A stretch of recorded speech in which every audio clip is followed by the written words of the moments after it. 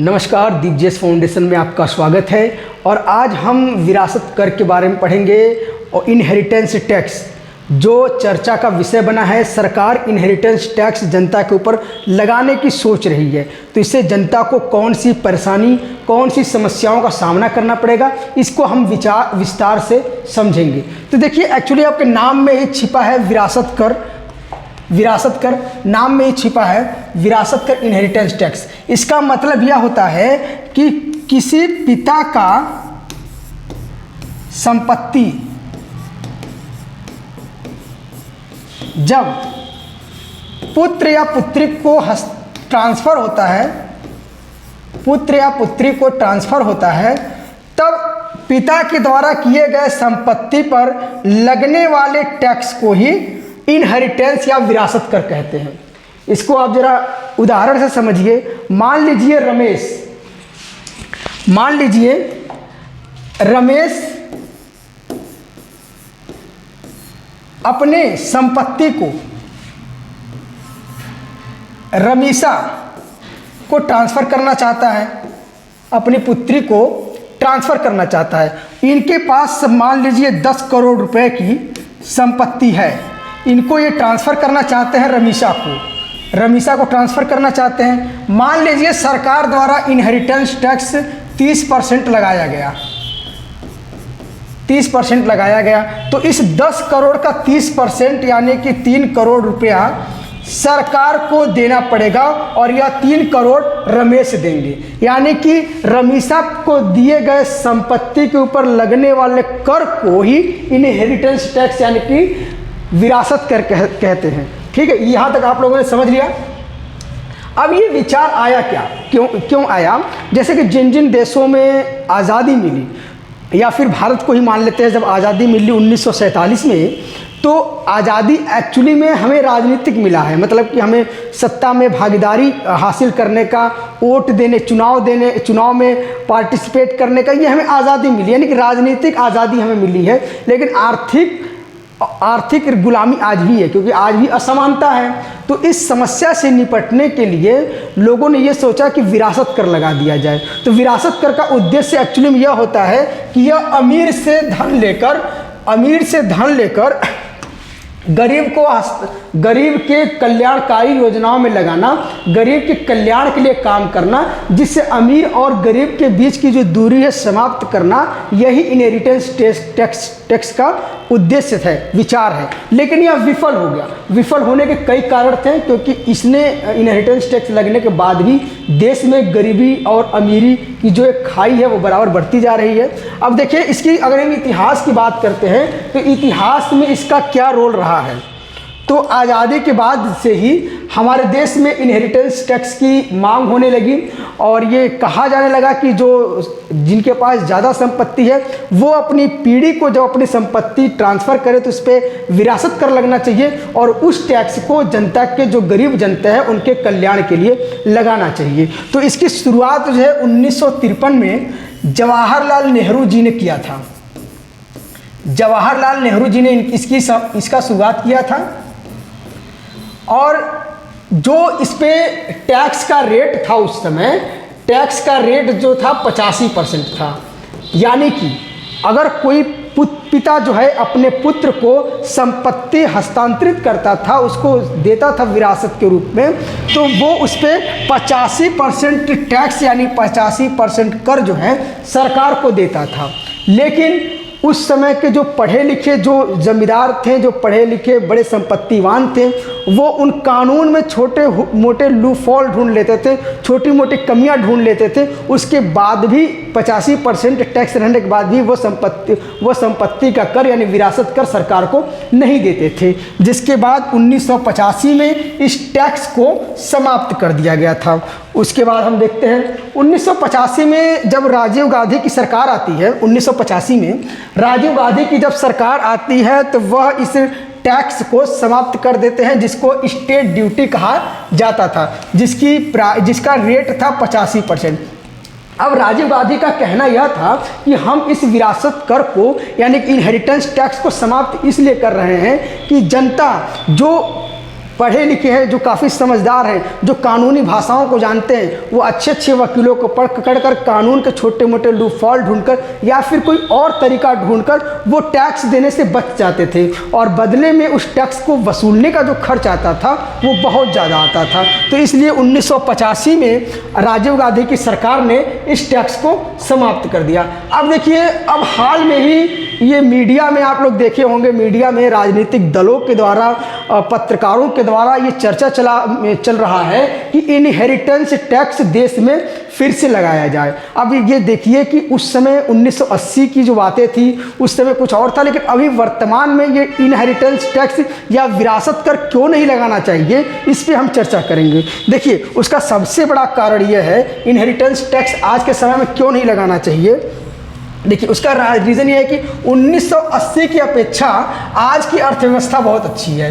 यानी कि 1980 में जो हमारे देश में जो गरीबी थी, जो भुखमरी थी, उसके अपेक्षा आज हमारे देश काफ़ी बढ़ती हुई उभरती हुई अर्थव्यवस्था है। तो इस प्रकार से अगर विरासत कर लगा देंगे तो यहाँ की जनता हतोत्साहित हो जाएगी। उसके बाद जीएसटी और डायरेक्ट टैक्स कलेक्शन की उम्मीद से ज़्यादा कलेक्शन हो रहा है। यानी कि सरकार को जो डायरेक्ट टैक्स मिलता है, जीएसटी का टैक्स मिलता है, इससे उनके राजस्व में काफ़ी बढ़ोतरी हुआ है।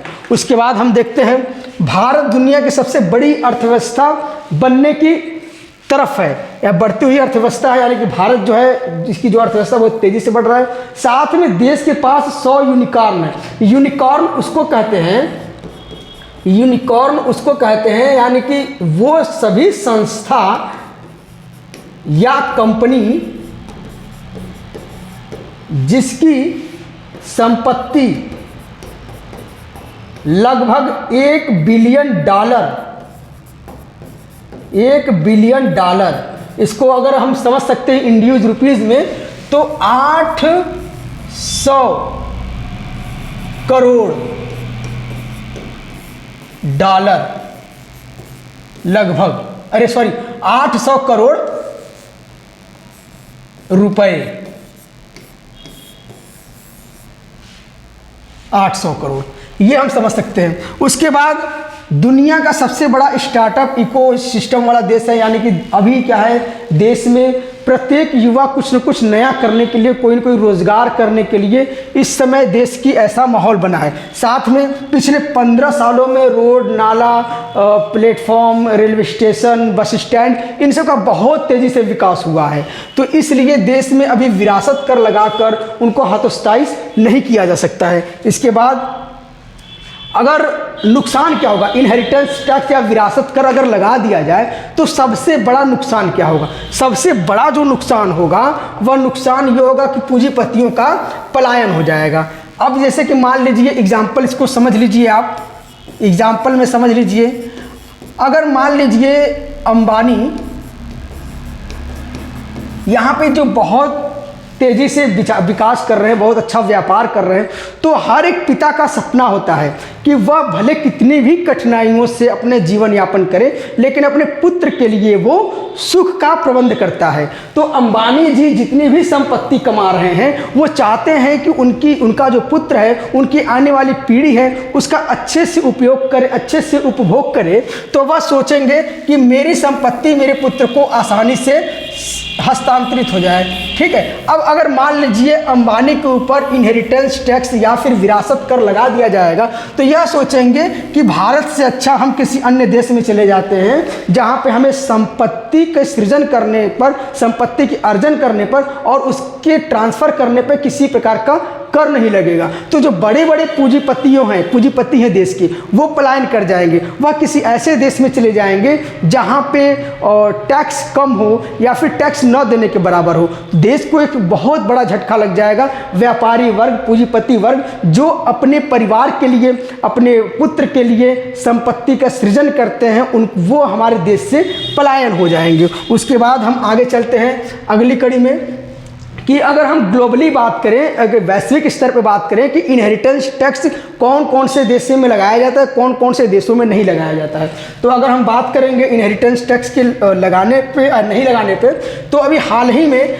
Austria Australia, Austria, Sweden, New Zealand ने सन 2000 में इनहेरिटेंस टैक्स को समाप्त कर दिया था। अब हम उन देशों के बारे में सोचेंगे जो देश विरासत टैक्स लगाते हैं, जिसमें से आप देखेंगे जापान है, सबसे अधिक लगाता है 53%, यूएस यानी कि यूएस में लगता है 40%, अल्जीरिया में लगता है 5%। ठीक है। अब देखिए इन सब के बाद भी, इतना रहने के बाद भी विरासत टैक्स का जो उद्देश्य था वो विफल रहा। वो अमीरी गरीबी को नहीं खत्म कर पाए और आज भी विरासत टैक्स अगर वैश्विक स्तर पे देखें तो वह पूरे जीडीपी में सिर्फ 1.5% का उसके राजस्व में योगदान रहता है। यानी कि जापान होगा, यूएस हो गए, इतना कर लगाने के बाद भी वो अपने टैक्स कलेक्शन में यानी कि राजस्व कलेक्शन में मात्र 1.5% ही कर लगाते हैं। अब इसका देखिए एक दूसरा पहलू समझ लीजिए, जैसे कि यहाँ की जनता, जापान की जनता या यूएस की जनता भोगी हो गई है। भोगी का मतलब क्या है कि वो जितनी संपत्ति का सृजन करती है, जितनी संपत्ति वो अर्जन करती है, जितनी संपत्ति वो बनाती है, तो वह सोचती है मैं अपने जीवित रहते ही उन सभी संपत्तियों का भोग कर सकूं, सभी संपत्तियों का सुख प्राप्त कर सकूं। वह अपने पुत्र के लिए ज़्यादा कुछ नहीं छोड़ते। उनका मानना यह है कि पुत्र को देंगे तो वैसे भी सरकार को इतना ज़्यादा टैक्स देना पड़ जाएगा जिससे हमें बच्चों को ज़्यादा उसको संपत्ति मिलेगा नहीं, तो वह अपने बच्चों को लिए ज़्यादा छोड़ते नहीं है। इससे एक सकारात्मक पहलू यह निकल कर आता है कि बच्चों में शुरू से ही पैसे कमाने या फिर अपनी संपत्ति को अर्जन करने का एक मानसिकता बनी रहती है। तो ये विश्व में आप ये समझ लेते हैं। अब ये देखते हैं कि अगर हम इन्हें विरासत कर या इनहेरिटेंस टैक्स अगर लग जाता है तो हमारे देश में सकारात्मक पक्ष और नकारात्मक पक्ष क्या होता है। जैसे कि हम एक यूपीएससी के एस्पिरेंट है या विद्यार्थी हैं, तो हमें राजनीति न होकर एक विद्यार्थी वर्ग से पक्ष और विपक्ष दोनों पे चर्चा करना है। तो अगर हम इस पे चर्चा करेंगे कि इसका सकारात्मक और नकारात्मक पहलू क्या होगा, तो जैसे कि सकारात्मक अगर हम पहलू देखेंगे तो असमानता की कमी होगी। असमानता की कमी कैसे होगी कि अगर अमीर से बहुत ज़्यादा धन लेकर गरीबों में वितरित किया जाए या फिर गरीबों के जन कल्याण की भावना से लेकर काम किया जाए तो असमानता कम होगी। अमीर और गरीब में असमानता कम होगी। संपत्ति का पुनः वितरण होगा। जैसे कि मान लीजिए किसी व्यक्ति के पास 50 बीघे खेत है, 50 बीघे खेत है और वह उस खेत में खेती नहीं कर पा रहा है, लेकिन जब वह संपत्ति का हस्तांतरण करता है तो उसमें से कुछ हिस्सा सरकार को देना पड़ जाएगा और सरकार उस खेत को पुनः गरीबों में वितरण कर देगा। तो इस तरीके से जो संपत्ति का पुनः वितरण हो जाएगा। उसी प्रकार संपत्ति का समुचित उपयोग हो जाएगा कि कोई फ्लैट है, कोई घर है, जो किसी के पास बहुत सारे घर हैं वो नहीं रह पाता है, उसकी परिवार छोटा है, जब वो दूसरे अपने पुत्र को ट्रांसफ़र करेगा तो उसका जो परसेंटेज, जो रेशियो यानी कि 30%, 10% जो सरकार निश्चित करे, अगर उस दर से उसको संपत्ति का कुछ टैक्स जब सरकार को वो देता है तो वह उस संपत्ति का समुचित उपयोग करता है गरीबों के लिए। सरकार के राजस्व में बढ़ोतरी होगी। यह तो समझ लिए हम सकारात्मक पक्ष। सकारात्मक पक्ष बहुत ही अच्छा है, लेकिन कहीं ना कहीं देश के हित में बहुत ही वो नुकसानदायक है। अब इसमें हम समझते हैं नकारात्मक पक्ष। नकारात्मक पक्ष की अगर हम बात करें तो पूंजीपतियों का पलायन हो जाएगा। हमने पहले ही कहा है कि अगर सरकार जो है इनहेरिटेंस टैक्स अगर जनता के ऊपर लगा देती है तो यहाँ के जो बड़े पूंजीपति हैं, बड़े व्यापारी हैं, वह यह देश छोड़कर दूसरे देशों में चले जाएंगे। अभी ये देखिए, देश में उद्यमशीलता को बढ़ावा देने के लिए और यहाँ के उद्यमियों को बढ़ावा देने के लिए सरकार तरह तरह की योजनाएं चला रही है। स्टार्टअप योजना चला रही है, मेक इन इंडिया योजना भारत चला रही है, भारत सरकार चला रही है। तो उनके ऊपर, उद्यमियों के ऊपर नकारात्मक प्रभाव पड़ेगा, क्योंकि अगर कोई व्यापारी बहुत अच्छा मेहनत कर रहा है, वो चाहेगा कि वो सेविंग करे अपने परिवार के लिए, अपने बच्चे के लिए, और जब उसको यह एहसास होगा कि इनहेरिटेंस टैक्स लगाना पड़ेगा, यानी कि मैं अपने पुत्र को जब मैं दूंगा तो एक बहुत बड़ा रकम सरकार को देना पड़ेगा, तो वो थोड़ा सा हतोत्साहित होगा। तो उद्यमियों के ऊपर नकारात्मक प्रभाव पड़ेगा। साथ में भारत की हम स्थिति बता देते हैं कि भारत में कानून जितना लोगों को न्याय दिलाने के लिए बना है, उससे कहीं ज़्यादा लोगों का शोषण करने का कभी कारण बन जाता है। तो जो वकील होंगे, जो बहुत अच्छे कानून के जानकार होंगे, वो कानून में लूप फॉल्ट ढूंढ लेंगे, कानून का गलत प्रयोग करेंगे। जैसे कि मान लीजिए अगर संपत्ति का ट्रांसफ़र अगर वो नहीं करना चाहते तो कोई ट्रस्ट बना लेंगे, कोई एनजीओ बना लेंगे, या फिर कोई ऐसा राजनीतिक दल बना देंगे जो दान कर देंगे। तो इस तरीके से भी कानून का गलत प्रयोग करके सरकार के राजस्व को नुकसान पहुंचा सकते हैं। उसके अलावा परिवार पर नकारात्मक प्रभाव पड़ेगा। मान लीजिए कोई पिता जो गंभीर बीमारी से पीड़ित है, पूरा परिवार उसके इलाज के लिए उधार ले लिया, कर्ज ले लिया, उसका अच्छे से इलाज कराया। पिता की मृत्यु के बाद जब उसका संपत्ति उसके पुत्र को ट्रांसफ़र होगा, तो ऐसे में एक जो परिवार पहले से कर्ज में डूबा हुआ है, पहले से वो दुख में डूबा हुआ है, उसको एक कर देना पड़ेगा अपनी संपत्ति को अपने नाम ट्रांसफ़र कराने में, हस्तांतरण कराने में, अपने उसके कर देना पड़ेगा। तो जिससे परिवार पर एक अलग से बोझ बन जाएगा। तो एक तरीके से परिवार के विखंडन होने का सबसे बड़ा कारण ये बन सकता है हेरिटेज टैक्स। दूसरा है, इसके अलावा है प्रशासनिक खर्च बढ़ जाएगा। सरकार जो है अपने अधिकारियों के माध्यम से, कर्मचारियों के माध्यम से इनहेरिटेंस टैक्स जब वसूली करवाएगी तो इससे प्रशासनिक खर्च काफ़ी बढ़ जाएगा। एक कोर्ट और न्यायालय में प्रशासनिक दबाव ज़्यादा आ जाएगा, न्यायालयों के पास केस ज़्यादा आ जाएंगे। उसके अलावा सब मिला जुला कर अगर हम ये संक्षेप में बात करें तो ये भारत के लिए ठीक नहीं होगा। इनहेरिटेंस टैक्स जो है भारत के लिए बिल्कुल भी ठीक नहीं है। लेकिन अगर हम बात करते हैं कि आगे की राह क्या किया जाए, अगर विरासत कर का जो उद्देश्य था अमीरी गरीबी को ख़त्म करना, अमीरी गरीबी की खाई को ख़त्म करना, तो इसको कैसे समाप्त किया जा सकता है। तो इसको देखिए, समाप्त करने का सबसे बड़ा कारण ये है कि पहला तो ये कि हमें विकसित देशों की नकल नहीं करनी चाहिए। विकसित देशों का नकल इसलिए नहीं करना चाहिए क्योंकि किसी भी देश, कोई भी देश जो है ना, अपनी संस्कृति और अपनी विरासत पर ही निर्भर करता है। तो हमारे देश में जब पिता से पुत्र को संपत्ति का ट्रांसफ़र होता है तो उसमें काफ़ी एक भावना जुड़ी होती है। तो हमें पहली बात कि दूसरे देशों की नकल नहीं करना चाहिए। विकसित देशों को हमें अपने भारत की संस्कृति के अनुसार ही ऐसे कर या टैक्स लगाना चाहिए जो जनता के सुख का कारण बने, ना कि दुख का कारण बने। उसके बाद हम अगर गरीबी खत्म करना चाहते हैं तो गरीबी के खत्म करने के अन्य उपाय तलाशें, जैसे कि उनको रोजगार दें, उनको शिक्षा दें, उनको अच्छी स्वास्थ्य सेवाएं दें, उनको मुफ्त इलाज दें, मुफ्त शिक्षा दें, कॉलेज में मुफ्त एडमिशन कराएं, समय समय पे उनको नेशनल इंटरनेशनल प्रतियोगिताओं में भाग देने का अवसर प्राप्त कराएं, रोजगार के अवसर प्राप्त कराएं। ऐसा नहीं कि सिर्फ 5 किलो अनाज में ही देश को समेट दें। 5 किलो अनाज से देश में समेटना एक तरीके से देश के लिए बहुत ही घातक सिद्ध होगा। बल्कि गरीबी अगर ख़त्म करना है तो देश को रोजगार की ज़रूरत है, देश को अच्छी शिक्षा की ज़रूरत है, देश को अच्छे स्वास्थ्य सेवा की ज़रूरत है। ठीक है, तो ये हम कर सकते हैं कि देश को अगर हम सब मिला जुला के अगर स्किल दें, आत्मनिर्भर बनाएं, तो हम अमीरी और गरीबी के खाई को समाप्त कर सकते हैं और एक आत्मनिर्भर और विकसित भारत बन सकता है। आज का वीडियो आपको कैसा लगा, अपने कमेंट बॉक्स में अपनी राय ज़रूर दें। Thank you very much. और एक आवश्यक सूचना, हमारे दीप जीएस फाउंडेशन में समीक्षा अधिकारी का नया बैच लॉन्च हो गया है, जो शाम 5 से शाम 7 बजे तक है, जिसमें जीएस और plus Hindi as a quick revision करके पढ़ाया जाएगा और साथ में प्रैक्टिस सेट सॉल्व कराया जाएगा OMR सीट पे। तो दीप जीएस फाउंडेशन से जुड़ने के लिए हमारे कॉन्टैक्ट नंबर 9616401222 पे आप कॉल कर सकते हैं। उसके बाद हमारे यहाँ पे जो बच्चे पढ़ते हैं, जो बड़े बच्चे पढ़ते हैं, वही छोटे बच्चों को नर्सरी की क्लासेस देते हैं, होम ट्यूशन देते हैं। ऐसा हमने इसलिए प्रोग्राम लॉन्च किया कि बहुत से गरीब बच्चे जो है रूम लेकर आजमगढ़ में पढ़ते हैं, उनके हम रोज़गार का उनको अवसर प्राप्त किए हैं कि जो बच्चे हमारे यहाँ पढ़ते हैं वही बच्चे यहाँ पर नर्सरी की छोटे छोटे क्लासेस लेते हैं। इससे फ़ायदा ये होता है कि उन बच्चों को एक रोज़गार का अवसर मिल जाता है, वो गरीब बच्चे होते हैं। और दूसरा क्या है कि छोटे बच्चों को एक पढ़ने वाला, एक पढ़ाई से जुड़े रहने वाला व्यक्ति, एक अच्छा टीचर उसको मिल जाता है। तो अगर अपने बच्चे को आप अच्छी शिक्षा, अच्छा संस्कार, बोलचाल, व्यवहार, ये सब आप अपने बच्चों को देना चाहते हैं तो दीप जीएस फाउंडेशन के कोचिंग संस्था पे आपका स्वागत है। Thank you very much.